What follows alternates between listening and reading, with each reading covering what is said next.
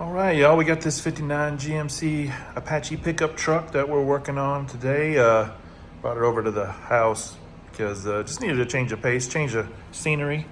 A little more bougie over here. We got an espresso maker and whatnot, so, makes things a little nicer.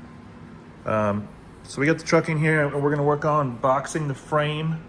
So I've got some plates that I had cut, just, you know, 6-inch flat stock. That's all you really need for this stuff. So, or maybe it's 8-inch. I think it's 6-inch, but it's pretty straightforward. It's just making plates and putting them back in there and boxing around some of the suspension components that they have already installed. We're gonna make some space for a fuel tank back here. We're gonna do kind of a funky filler neck that goes up into the bed, but on the side, and then you have like a fire extinguisher or something back there that you actually put the gas into. It acts as the filler neck on the inside of the bed. So kind of a trick little thing to do there. Up front, the frame, the suspension was done by the people we bought the chassis for, or the truck from. And, the welds are, I don't know, they're okay. I'm gonna grind them out and re-weld them just because I don't think they're in there terribly great. So we're gonna burn them in real heavy with the MIG welder. Also, they put this little bar on to keep the frame stabilized, but then bent the bar, so that probably pulled the frame rails in. At least that's what it looks like to me. So I'm gonna cut that bar off. We're gonna square everything back up, stabilize it with something real, There's other things I noticed about this, like when they put the alignment shims in, they didn't put them on the correct side of the control arm. So like the fat one's on the outside, but it's supposed to be on the inside. I'm sure that they were just throwing it together for kind of get it into a roller so they could get rid of it. But the tie rod ends, they look pretty well in the right spot. But like this wheel's, she's hanging a left, and the other one's pretty straight. So that's not going to be good enough, so I'm going to swap those around just for my own edification. It'll probably all come back apart anyways. I'm not sure if we're going to paint or powder coat this. They also did some funkiness here, like they boxed it, but they didn't box it to anything. So we'll cut the top of this frame rail. We're not using a factory steering box or anything. Obviously there's a rack on it. So we'll smooth all that up. We'll flatten that frame rail out. We'll box her back in. I don't like how it's overhung either.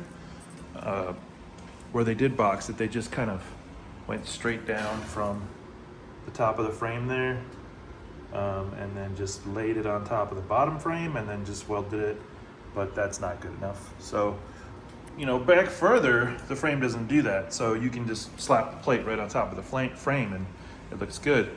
And then we're also going to fill in a lot of these holes just to clean everything up, make it look good.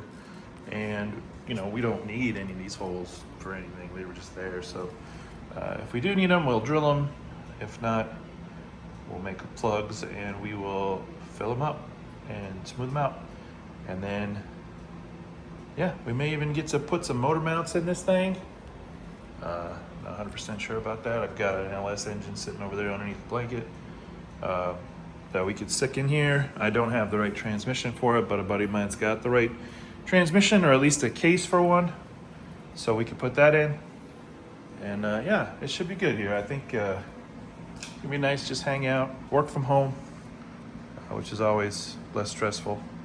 But yeah, a lot of this too, I was concerned because I was like, oh man, they already painted it, and so I was like, oh, but I gotta go back through and weld a bunch of stuff, but they never painted the underside, so I just kind of sprayed it on top. So the whole underside of the frame has been blasted, but it's just bare. So gotta get to take care of some of that stuff. When we got the vehicle, because the wheels wouldn't fit underneath the wheel wells in the back with the bed on it, they had put the front wheels on the back and the back wheels on the front.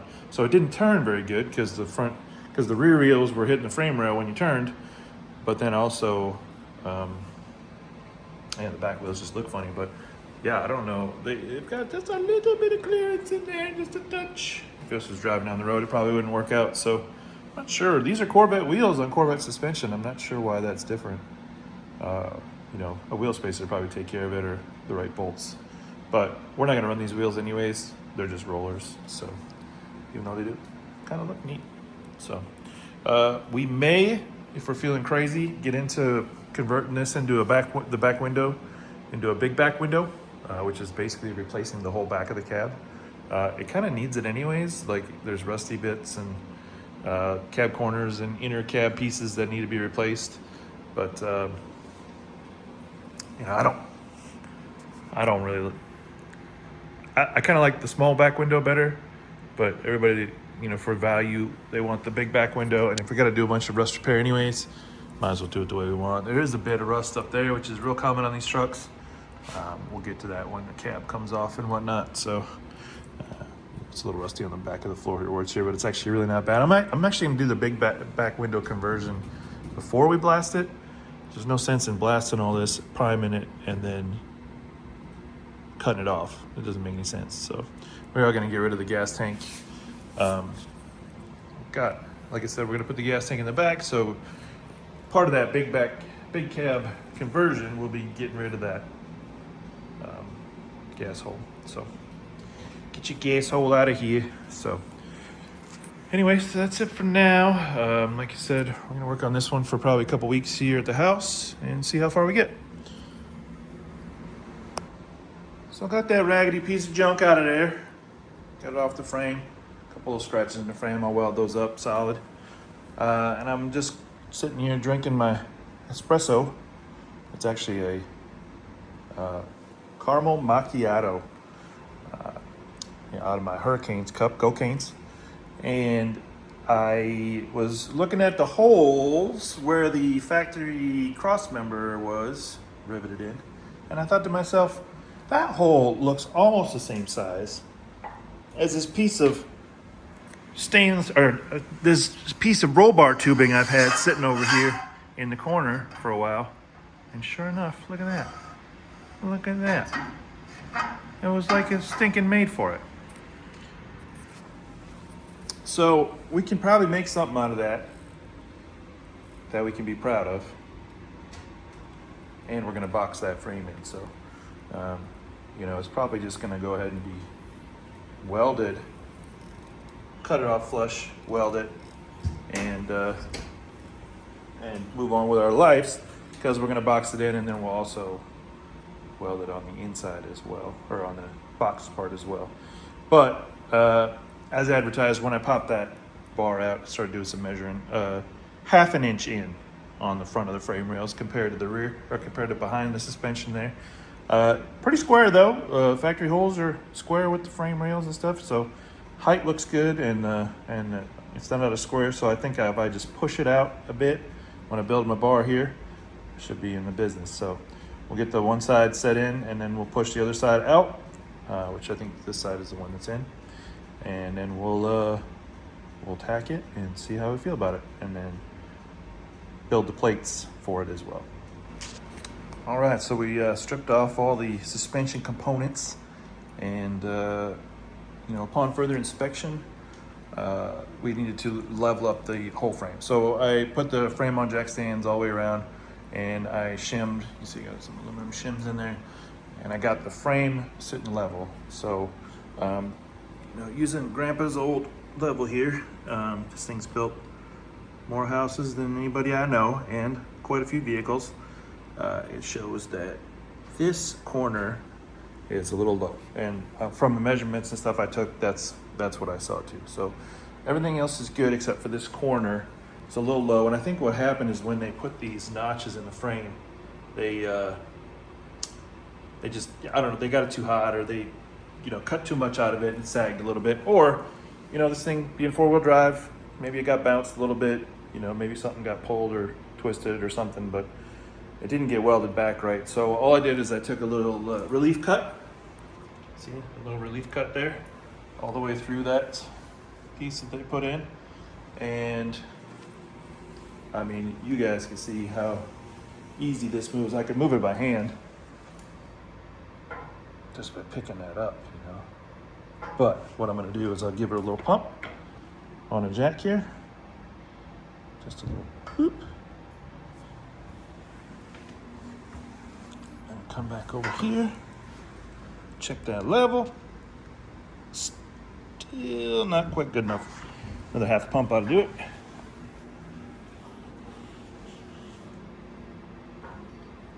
Pump. And we're looking back at the level here. Oh boy. Just a bit more. Gotta sneak up on it. It'll fall back to where you want it to be, but it's easier to leave the pressure on the pump than it is to try to fall into where it needs to be. See? Overshot her just a little bit, but you get the idea. I'll get that squared up, and you know, we're not going to work on the width in this operation because we don't want to change the alignment of the frame when it's just, you know, getting a ½ an inch extra width out of the frame is easy because there's just tension on it. So if we put something in between the frame rails that's a little wider, it'll push it out to where it needs to be, because it only needs to be wider in the front. It doesn't need to be wider in the back behind the where the engine's going to be, because the front is where the bumper mounts, and that's why we're trying to stretch it out a bit so we don't have to put a bunch of shims under the bumper mount. Same thing here. We don't want to have to shim that up like a ½ inch. So we just want everything to sit nice and square when it's all put together, and know that the frame is right when we're done with it.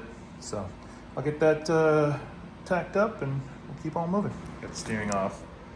Started getting after getting this corner of the frame picked up a bit. Went ahead and welded up. I got it leveled up, and then I welded up the cut that I made to make this go where it's supposed to.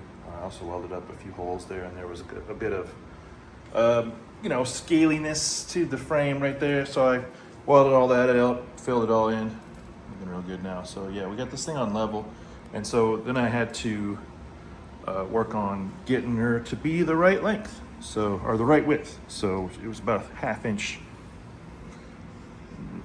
like a heavy 3/8 off, and it's supposed to be 34 to the outside of the frame, and it was only like 33 and 3/8 or 5/8 or so. So what I did is I made a slight cut right there, because that's where it's straight from there back. It's dead straight. So I made a small cut there. It was just another case where they welded it in and it moved, and they didn't have a brace on it, and it just is what it is.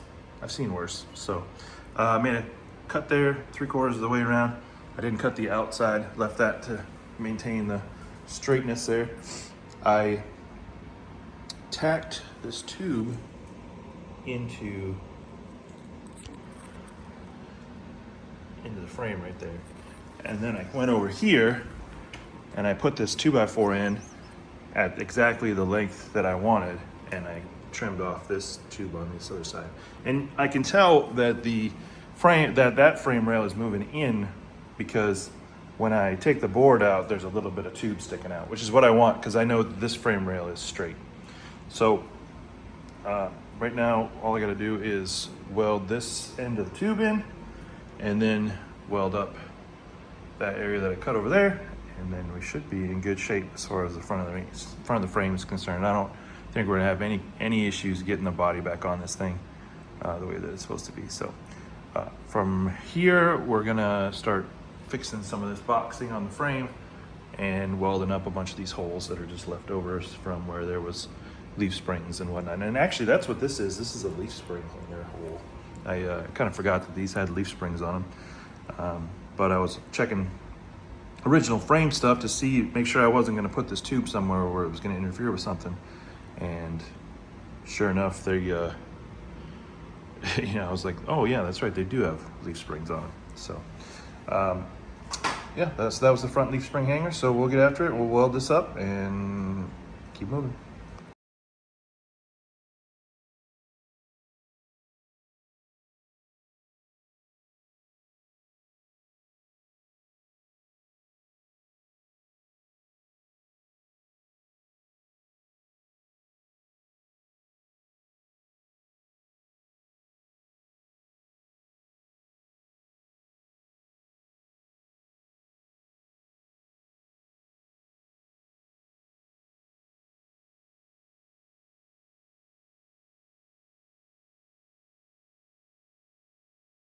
Yeah, like we discussed earlier, this had a big old hump in it, and it was not connected to the boxing plate on the inside anywhere along there. So what I did is I actually sliced it down the side here, like right, and I kind of took a wedge out of it. Here's the piece I took out. So see how it's kind of a wedge shaped piece? Well, what I did then is I worked this down. I cut it in the middle because it was going to get flatter, so it was going to get longer. So I worked this down and then I welded the seam together. So it still has that factory kind of roll to it, you know? It's got like a nice kind of matches the rest of the, you know, how the frame rail rolls on the outside there. But it's just a lot shorter than it was. It's a little pointier in this area, which is not a big deal. So then I cut a metal plate, 1/8 inch thick metal plate, 2 inches wide by 13 inches long. And then I shaped the inside of the plate to match kind of the remaining hump that's in the middle of there. And then kind of fit this metal piece up. As you can see, I've welded it in and got good penetration, good heat on that one.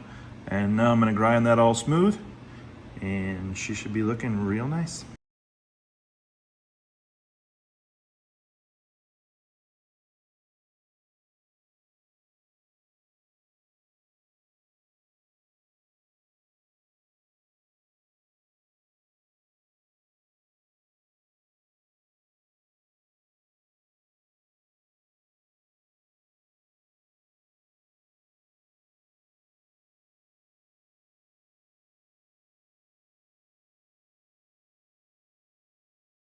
All right, there's the finished product. I still gotta weld the top lip of the inside, but I'm gonna box the whole frame so that can be done all at the same time.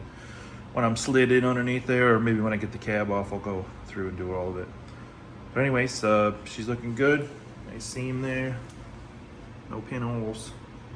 All gravy. I also went through and ground out all the welds around this piece here because they were looking pretty funky, and they seemed like they were real cold and maybe not enough wire.